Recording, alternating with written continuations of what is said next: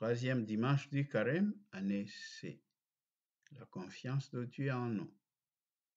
Seigneur, laisse-le encore cette année.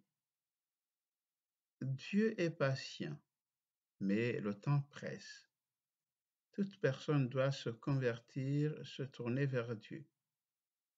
Si vous ne vous convertissez pas, vous périrez tous comme eux. Dieu est impatient de voir tous ses enfants réunis autour de lui. Il nous a donné la vie pour que nous en profitions au maximum. La vie de l'être humain est sa vie. Elle est bonne et elle est belle. Elle a une valeur incontestable au-dessus de celle de tous les êtres créés par lui.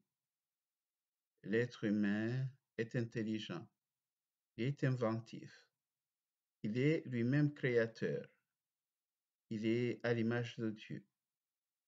Mais trop souvent, il met ses talents au service du mal. Il se blesse lui-même et il blesse ses frères et sœurs alors qu'il devrait tout faire pour les aimer, pour les aider.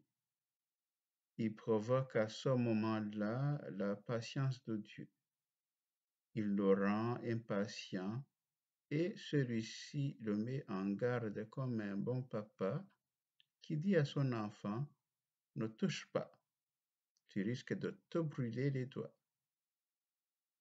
Peut-être donnera-t-il du fruit à l'avenir. Comme un bon papa, si ton enfant se blesse, Dieu s'empresse de lui tendre la main, de panser ses plaies, de le prendre sur son cœur, de l'embrasser et de souffrir avec lui. Même s'il recommence 7 fois ou 70 fois 7 fois, Dieu l'attendra toujours et sera toujours prêt à lui pardonner jusqu'à ce que celui-ci ait compris que sa meilleure place est auprès de Dieu, car il est fait à son image. L'être humain se doit de devenir ce que Dieu l'a fait, son enfant, son image. Dieu seul peut combler la soif d'amour et de tendresse de ses enfants. La patience de Dieu est infinie. Son seul désir est que ses enfants comprennent et qu'ils se retrouvent tous auprès de lui. Je ne veux pas que vous périssiez, je veux que vous compreniez. Changez sa presse et vous serez heureux. Nous le serons ensemble. Vous et moi, Dieu et moi.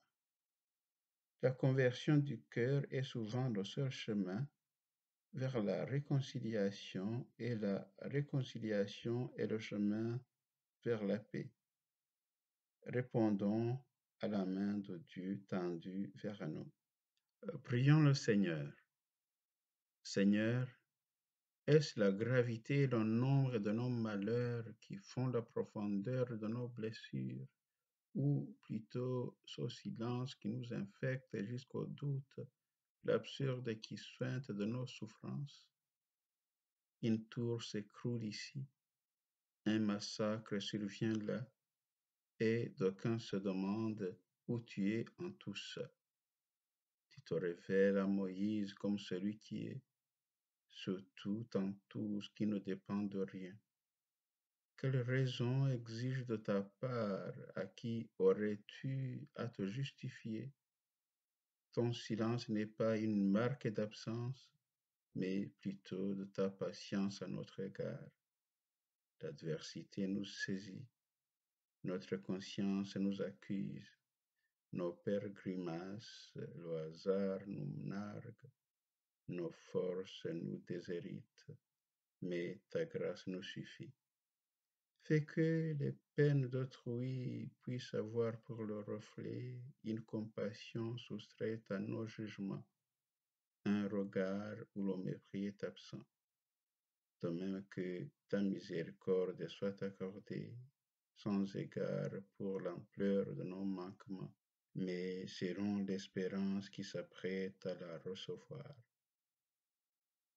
Prière composée par Vincent Pinchot. Bon dimanche et bonne semaine.